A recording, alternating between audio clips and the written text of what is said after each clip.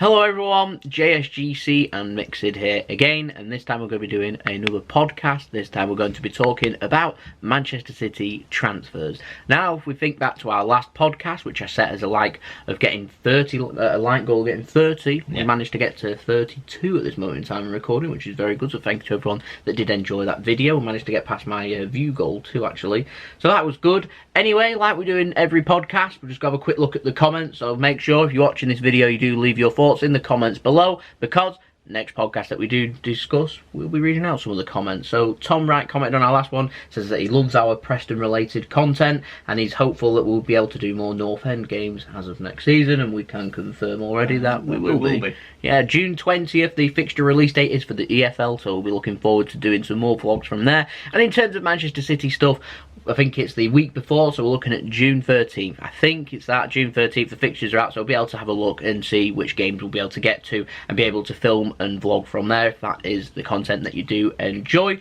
Now, CMM Sports said, great video, going to Preston University to study sports journalism, and we've really educated him on Preston's season, and he's hopeful to be able to get to a few games next year. So I did comment saying, get yourself down to Deepdale and enjoy going to UClan too, which I think pretty much sums it up. So yes, thank you to your comments, and thank you to Tom Wright for your comment too. Have a nice time in Preston.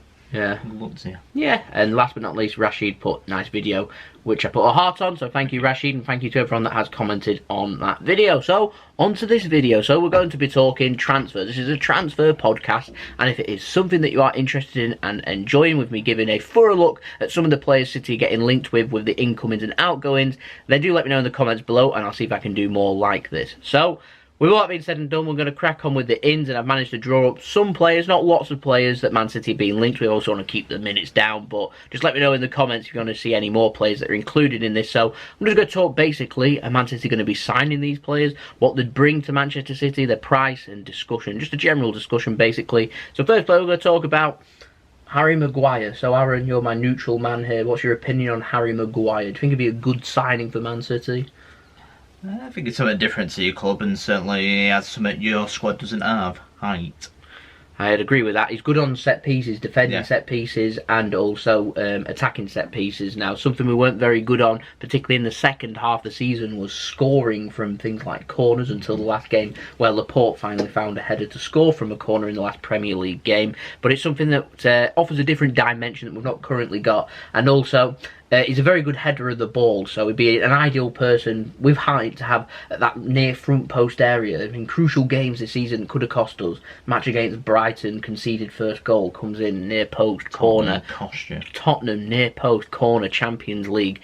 It's a repeated thing, and it's something that we do need to work on, and I think Harry Maguire would potentially be a player that could bring about dealing with such a problem. The problem I've got with Harry Maguire, and I know a lot of other people have said that they've got this problem, is that his name isn't Matthijs de Ligt. I'm being serious. Now, people want de Ligt. De Ligt, a lot younger than what Harry Maguire is an exceptional player. He's basically Vincent Kompany 2.0.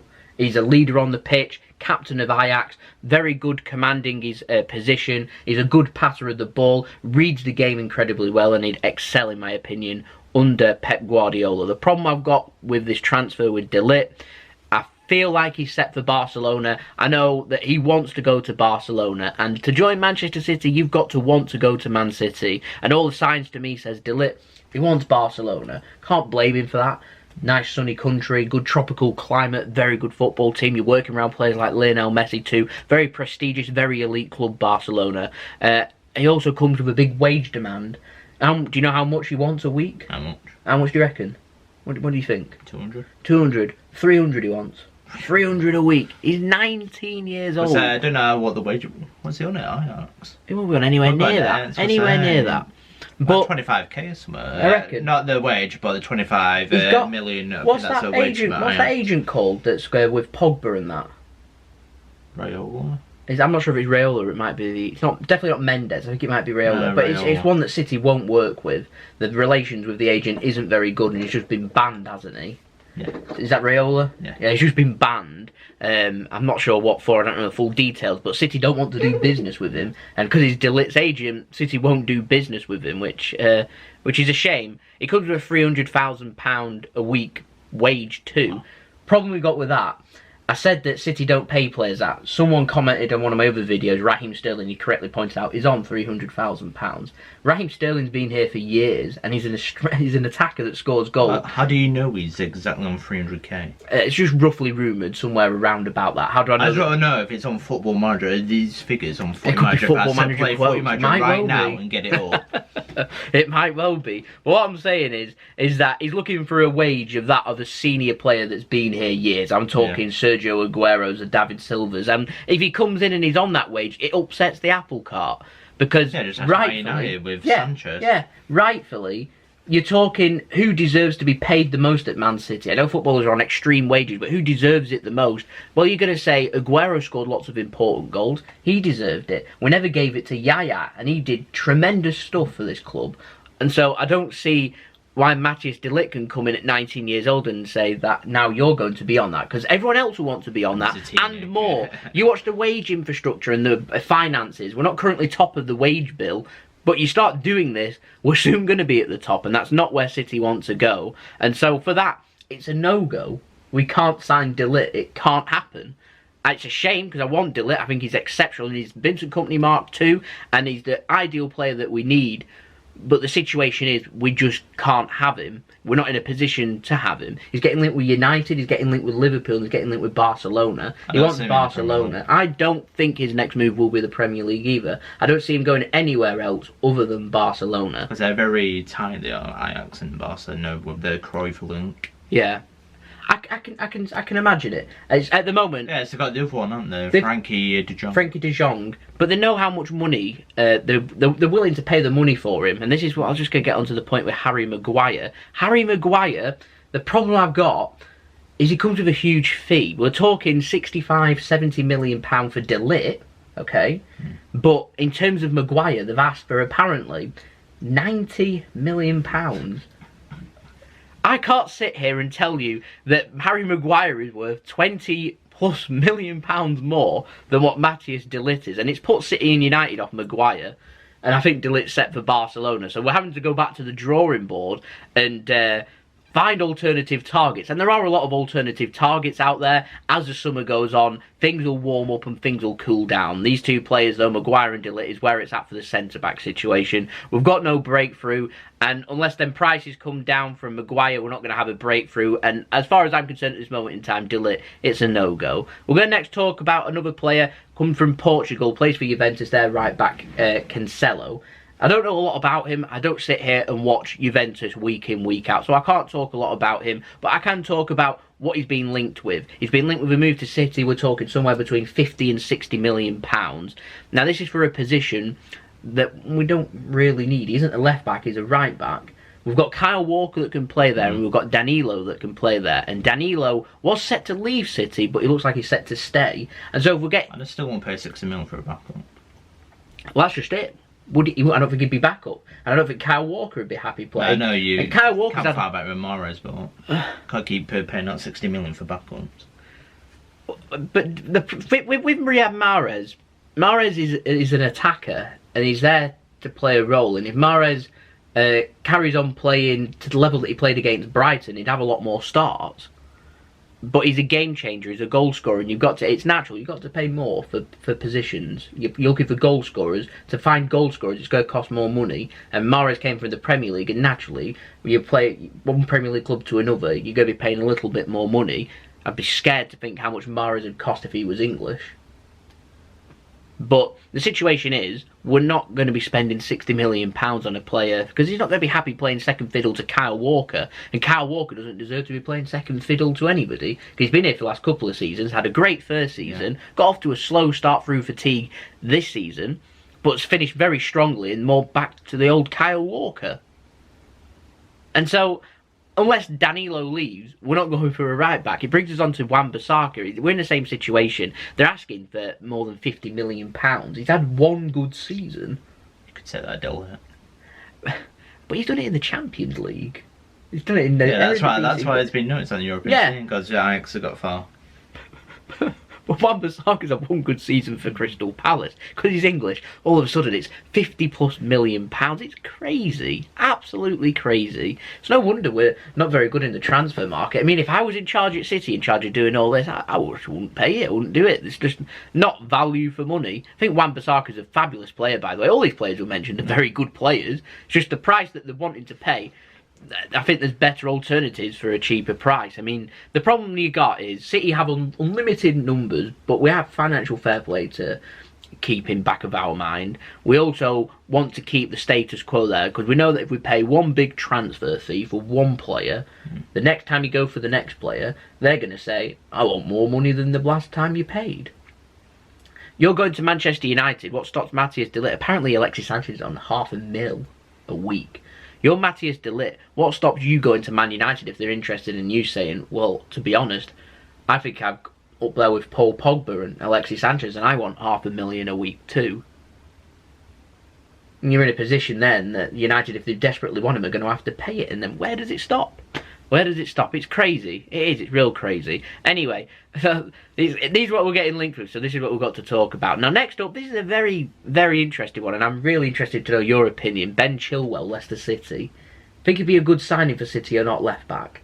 Yeah. Yeah, not keen. Okay. Not keen.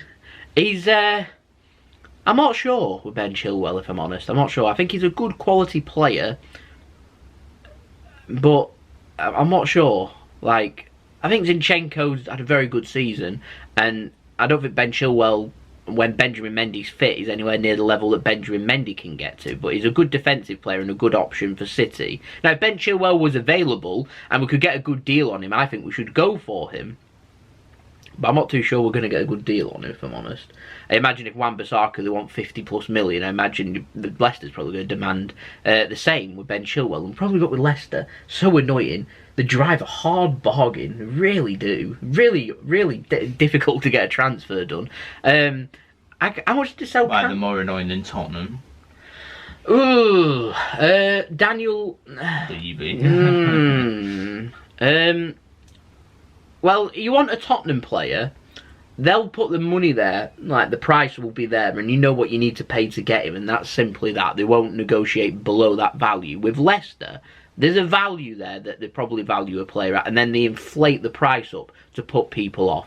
We all know if you used to sign Harry Maguire, it wouldn't be for £90 million. If Daniel Levy said they wanted to sell one of their players for £90 million, you know that they won't be sold for anything less than £90 million. With Leicester, there's room for negotiation, but it's still going to be an inflated price, and they've inflated it themselves to put clubs off, which is fair enough. It's up to, if these players want to leave, they need to force the move. Riyad Mahrez forced his move to Man City. He tried to do it in January before we signed him. He tried his hardest. And that's what you got to do, basically, when you're in a situation like that. So if Ben Chilwell or Harry Maguire want to leave Leicester to join Man City, they're going to need to force it. They're not going to. They're happy there. That's fair enough. It's not going to happen. But summer's long, stranger things have happened. Next player we're going to talk about is Rodri.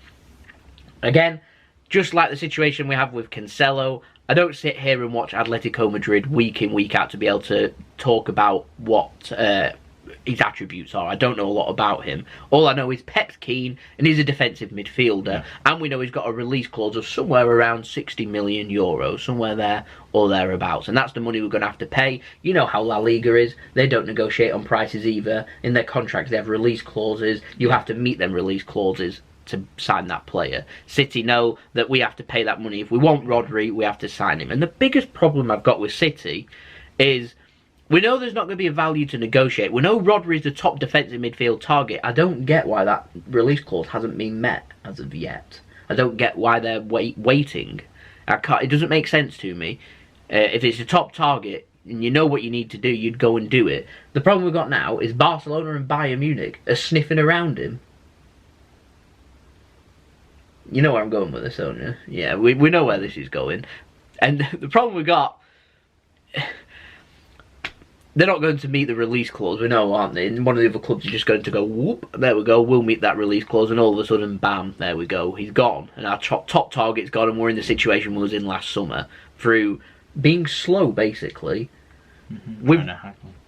Yeah, I don't think they're trying to haggle though. They're just being deliberately slow. I can't put my finger on why, so maybe if you know in the comments why, then let me know. But I can't put my finger on why that release clause hasn't been met as of yet. The transfer window is open. I know some people said you can't register until, I think it's like middle of June, June 9th, something like that. Something like that. No. Maybe they might meet it on that date. But I'll guarantee you right now, if that is the case, on June 9th, City won't meet that release clause.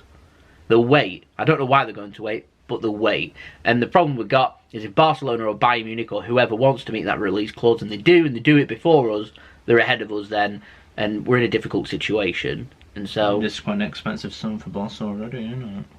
Griezmann 100 million, 60 million pound, Rodri potentially. Frankie de Jong was signed. I think he was 70 million, 60 million pounds for Ligt. Cash, aren't they? Yeah. That's not even their cash. Oh no, Spanish government. Oh no, it's not. Is it? They don't get financial fair play investigations though, but we do, and we're the ones that are breaking the rules. We're the ones that have inflated the market. It's just crazy. I just love the way they steal all TV when we're in Madrid. Crazy, yeah. We don't. We're Premier League is shed out knowing the double top 6 ward. Yeah, we're second. We won the Premier League, but we're second in Premier League money. Anyway. Another player I want to talk about, and I'm excited about this player because this is a player I really want us to sign. It comes in the form of Tanguy and Ndombele, Lyon defensive midfielder. He's a powerhouse. He's a brilliant player. Did wonders against us in both legs in the Champions League against us last season, and he'd be a great fit for Manchester City. Absolutely brilliant player. There's interest in Ndombele too. Lots of clubs are after him. City haven't really had many discussions with Lyon because, like I said, they're focusing with Rodri. But I think City need to be quicker. If they're quicker and make a decision one way or another with Rodri, they could move on and try and jump the queue to try and get Tanguy and Ndombele. And they're capable of doing it. Bernardo Silva's transfer was done very quickly. Jumped ahead of the queue, signed an absolutely wonderful player. And then other cases like Jorginho last year, they were just so slow. Sanchez, do you remember that? That was a slow transfer. We missed out on him. Thank goodness. But there's other cases too where we've missed out on players. I mean, even I could put a case forward for Van Dijk. We did challenge Liverpool to try and sign Van Dijk. Just Liverpool did their business quicker and better than what we did and signed him and got the deal done. I don't know. Crazy, but Tanguy and Ndombele is a player I would like to see us sign. I'm not too sure if we will or not. Like I said, if we make a decision quickly on Rodri and we decide we don't want him, I think we should go for Ndombele, and apparently the rumours are he is Man City's alternative option. So I think they need to be quick because the problem you got in the transfer market, these players do listen about what's happening. And how do you feel if you're Ndombele knowing that you were option number 2 compared with Rodri? How do players feel about it? I don't know. I don't know. Like I said, I might be making something out of nothing here, but it's just little things here and there. Nothing that being quick in the market can't solve. Now, another player I want to talk about is Bruno Fernandes. You know who he is? Yeah, Sporting Club de Portugal. Sporting CP. Central midfielder. He kind of plays in like the top of the midfield, that role.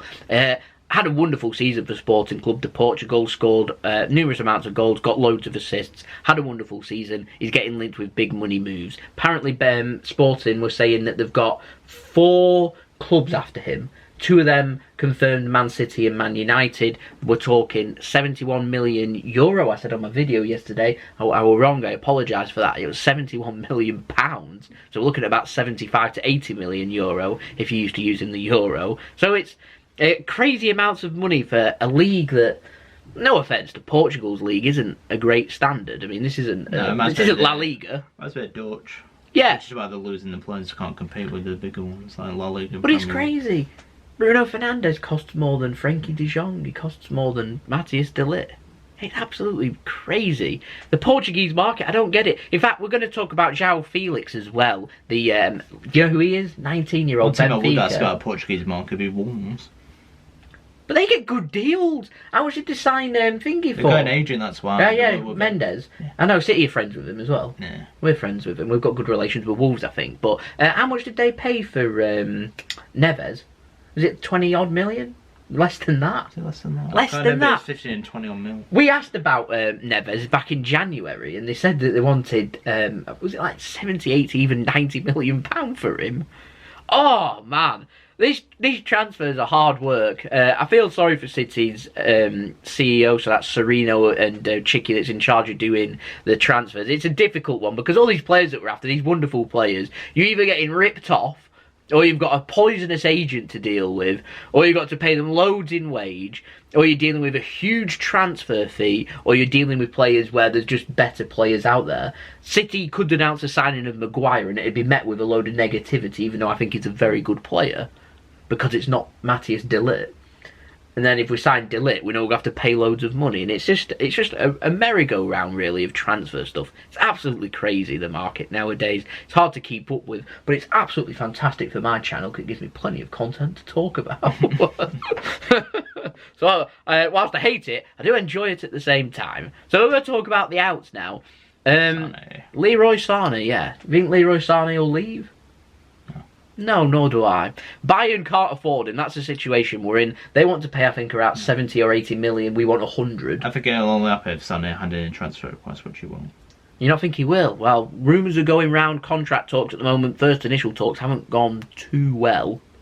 That's not good. But that's just rumours floating round. Now, apparently not over wage or anything, it's just over guarantees of playing time. Didn't play a lot in the second half of the season, seemed out of favour. Same contract with Kompany, isn't it?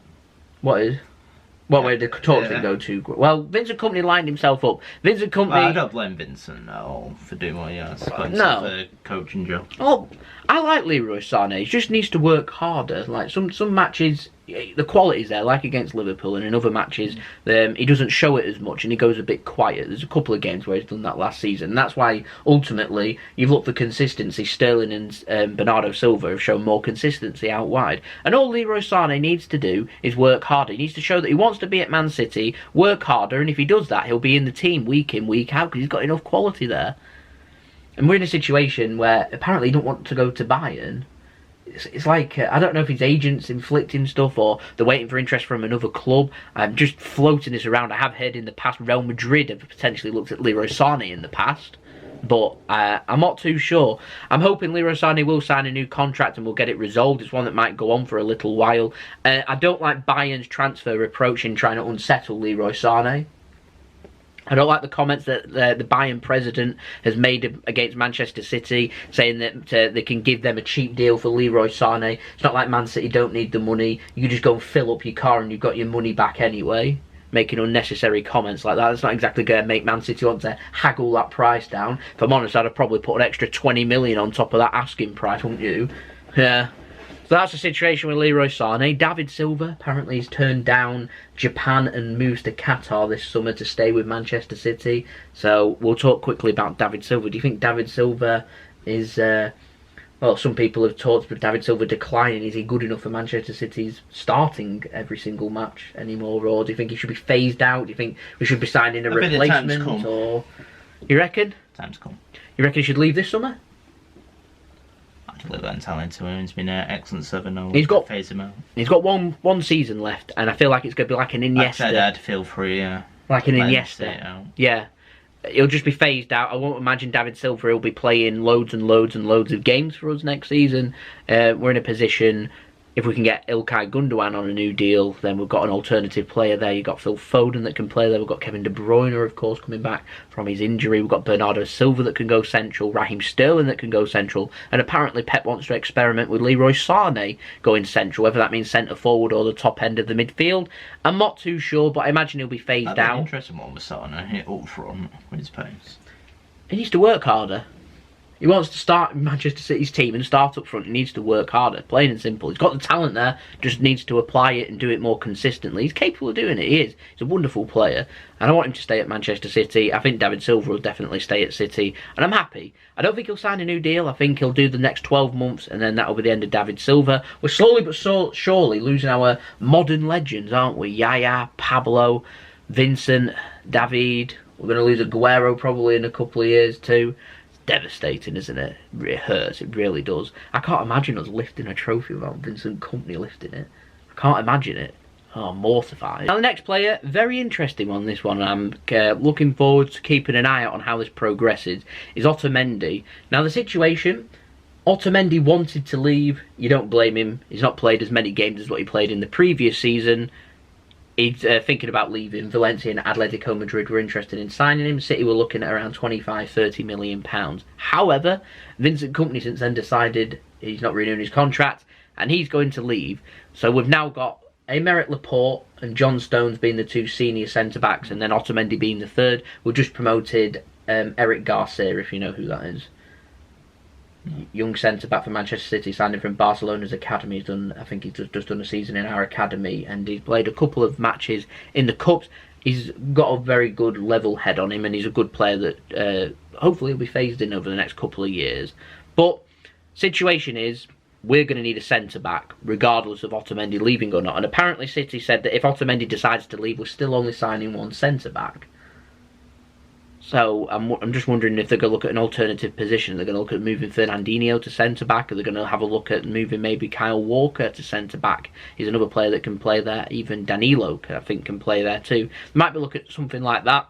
But if you're Nicolas Otamendi right now, your Vincent Kompany's leaving and you're struggling for game time and you know that City are looking for another centre-back, would you decide to stay or decide to leave still?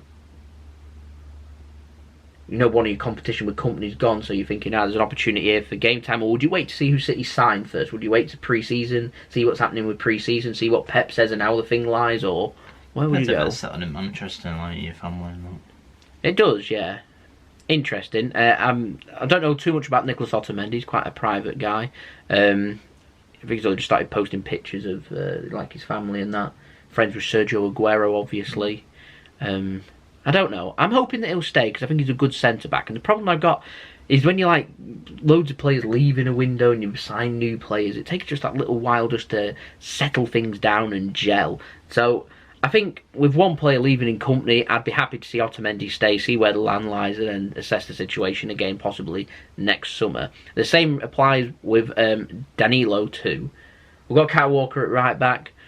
He probably knows that Man City are looking at other right backs. He's thought, not getting enough game time, I want to leave. Set to move to Inter Milan till they appointed Conte as their new manager. Apparently he wants to have a look at Victor Moses, of all players.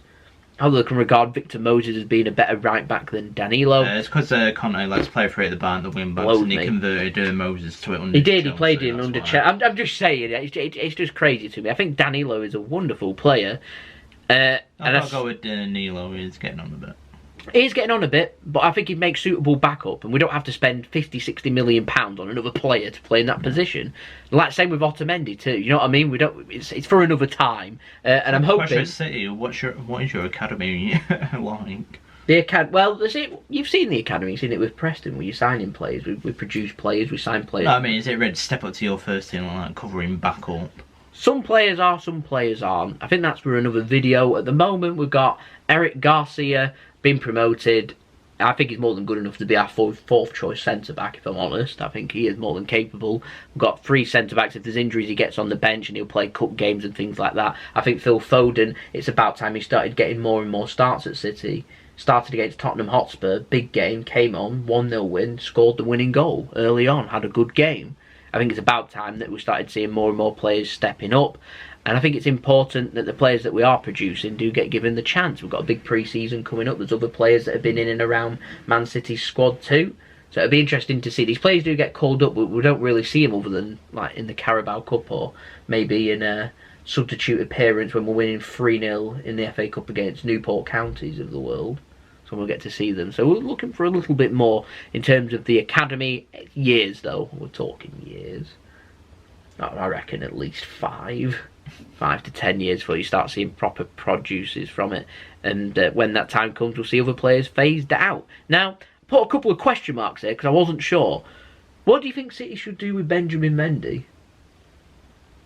Is fit enough to do maybe a third at best of your season? Maybe like 10, 15, push 20 if he sorts out his injury records. We're playing 50, 60 games. Been questions asked. People think, should we sell him, cash in, sign a new left back? What do you think? Who'd buy him? Oh! Woo! Yeah, it's true. Who would go there? He's a wonderful player, and I don't think we're going to be able to make any money on him. I'd personally sign another left back like that. I think we should be signing another left back.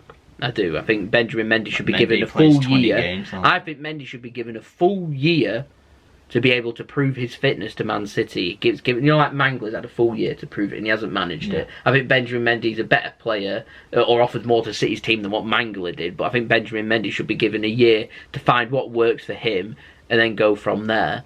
We can't afford, 5-6 games into the new season because he's had a few months off, comes in injured again. We don't see him again till the winter, plays 5 or 6 games injured, see him maybe for a couple of appearances in the spring, injured again. It's something maybe to talk about next summer. I don't reckon it'll be this summer, but for next summer. I wonder if we're going to go for a left back or not. We'll have to wait and see. Now, next player we're going to talk about is İlkay Gundogan. I think this situation, I'm hoping, is getting a little bit easier for Man City now. Now, İlkay Gundogan was concerned over playing time with Man City. Fernandinho picks up an injury, Gundogan steps in, City win all these games, City do incredibly well, everyone's enjoying life, but he's still concerned. Fernandinho comes back, his position out of the team is up for question. He's not going to get as many starts and appearances as what he hopes for, and so he's wondering should he leave or not. That's why he's not signed a new contract with Man City. The new contract offer is there, but recently, as of last week, he said he's willing to open negotiation with City again to try and extend, so he obviously wants to stay and he's willing to try and talk it out to see if we can get some kind of agreement.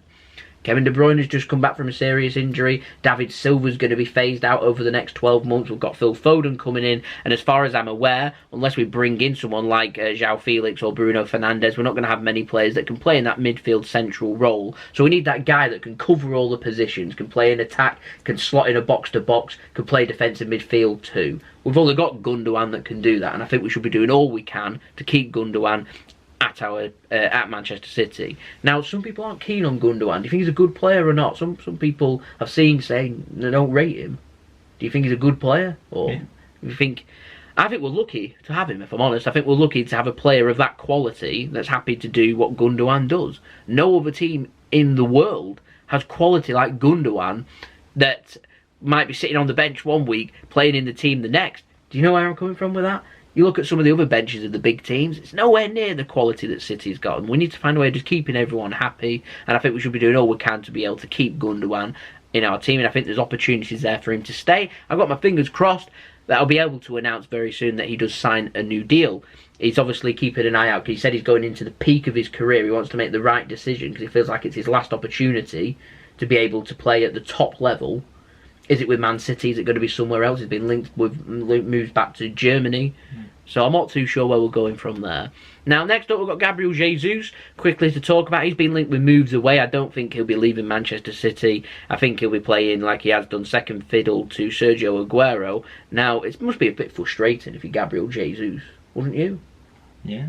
Yeah, he's a good player, just needs to work on staying onside more rather than drifting offside. He's obviously started in the FA Cup final. I think he's a good player, scored as well in the FA Cup final, and he's just a player that, if I'm honest, like Leroy Sane, could just get a bit more consistency to his game, matures a little bit, he'll turn into a very good player. Is he the way forward for Man City in that attacking position? Again, like I said with the academy, I think that's for another video because I could probably spend all day talking about Gabriel Jesus and his quality. In terms of him leaving Man City though, I'd rate that as highly unlikely. I don't see him leaving Man City, not this summer. Now, last but not least in the out... On a personal level, I don't rate Jesus, so...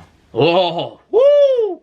Please, I don't want that many dislikes on the video. No, you love it. I think Jesus is a good player. I think he just needs to mature his head, stay on side a little bit more. Right. He reminds me a lot, not of Aguero, reminds me of Firmino. Yeah, it reminds me of Preston. I will say right now, I think Firmino's at a top level that's ahead of Gabriel Jesus, but that's only because Firmino played week in, week out for Liverpool. I'm sure if Jesus played week in, week out for City, he'd have great stats and he'd be scoring lots of goals. It's not going to happen with Aguero there, but once Aguero leaves, maybe in a season or two's time, then he'll be given the opportunity, and it should, hopefully, if the plan goes right, where he can just step into his shoes. And we've already got a replacement there, and then we can work and finding the next Gabriel Jesus replacement, like a conveyor belt. At the moment, he needs to do a little bit more. He's in this category like Leroy Sane. He needs to do just that little bit more, and he's capable of getting to that level, more consistent, like he did in the FA Cup final. Plays like that week in, week out. He'll have no problem starting for City, and Aguero then will have to find his next level. You know what I mean? It's always for competition. He will.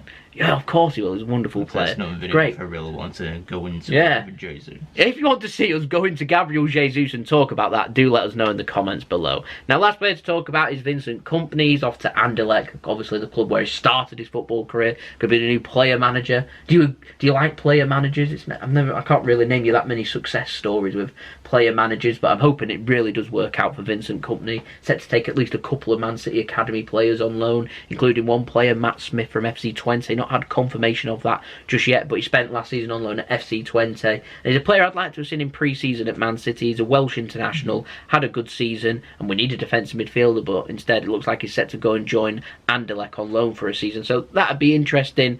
Vincent Kompany, obviously, though, leaving a big hole with Manchester City, and he's welcome back at any time. And might he be the next Manchester City manager once Pep decides to leave? Is that what he does, Anderlecht? Yeah. But real brave what he's done. You know, you've got the sensible option to stay at City for 12 months, but instead of taking the risk, I have maximum respect for that. I hope it really does work out for Vincent Kompany and he goes and aces it over back in Belgium. Now, lastly, we're going to talk about Pep. I saw this floating around a couple of weeks ago, did a video on it talking about it, how I felt it was fabricated. The talks kind of died away and the talks came back again, it died away and it came back again yesterday. I'm talking Pep Guardiola to Juventus. If you follow me on Twitter, link in description, then you'll know my thoughts on this. I think it's absolute trash talk. I don't know where it's all come from. I really don't understand it. It doesn't make sense for Pep to leave Man City to join Juventus. Not at this moment in time. He used to tell me Pep's agreed a deal for a couple of seasons' time once his deal at Man City's up for him to go and take over as the Juventus manager. That's much more believable. But what we're getting is apparently tomorrow he's going to be joining Juventus and I'm going to have to do a massive video announcing Pep's leaving to go to Juventus. It's crazy. It's just trash talk. And I'm sick of the rumours. I really am. Now, we've got a situation in the Premier League. Sarri has just basically told Chelsea he wants no more. He doesn't want to be a manager at Chelsea anymore. And it looks like he may well be the new Juventus manager. But AS Roma and also AC Milan are looking for new managers. And they're moves that might suit Sarri too. Because there's a lot of pressure at Juventus. You go like, you don't, imagine your first season you don't win Serie A. You know, Ronaldo there and that. But it's near enough a given, though. It is near enough a given, though. It is near enough. But imagine if you didn't do it. Your career's done. So it's like something not winning. Yeah, pretty much. And I don't understand it, but it looks like Sarri's probably going to be off there. Pep to Juventus, it's just a no-go. Just a complete no-go. City have denied it. Pep's sick of the talk. He's denied it. Sources at City have denied it. And everyone's having a good laugh about it. And to be honest, it's just all kind of frustrating and annoying. But yeah, Pep, no go, please stay. I think City need to work hard, try and get him on a new deal, which apparently might well be in the pipeline. So if I could bring you that on a video, that would be fantastic. So there we go. That has been, well, the simple mini little podcast talking about Manchester City transfer targets. At the moment, we've not really got anything concrete or too concrete with Manchester City just yet. I'm expecting maybe in the next 3 weeks or so, we'll start getting the motions put in place for City to bring in some players. So if you're interested, we'll be doing daily transfer updates. Make sure you subscribe and press the bell and put your push notifications on. If you are interested, you can go and check out Mixid. That's your channel. His link is in description below if you want to go and check out my social media. That is also in description below and popping up on screen. Go and follow me at JSGC171 on Twitter. I'll keep you up to date with all things football and Manchester City news. We're just cracked past 3.3k as of last night. We're aiming for 4,000. We're making some very good gains. Long may it continue. So thank you everyone to the continued support. I hope you enjoyed this video and stay tuned for a lot more coming with daily Manchester City transfer videos. So I'll see you all again for the next video. In terms of podcasts, I'm not too sure. When things are there for us to talk about, we'll do the video. Like I said, if you're interested in us talking about the academy or about Gabriel Jesus and Sergio Aguero or anything else, then we'll do that. And if it's a video to be made, then it'll be in a longer format like this. Just let us know your thoughts in the comments below, which will also be included, some of them, in the next podcast video that we do decide to do. So I'll see you then. So it's been JSGC and Mixid bidding you a farewell. Have a nice day. Peace. Ciao for now.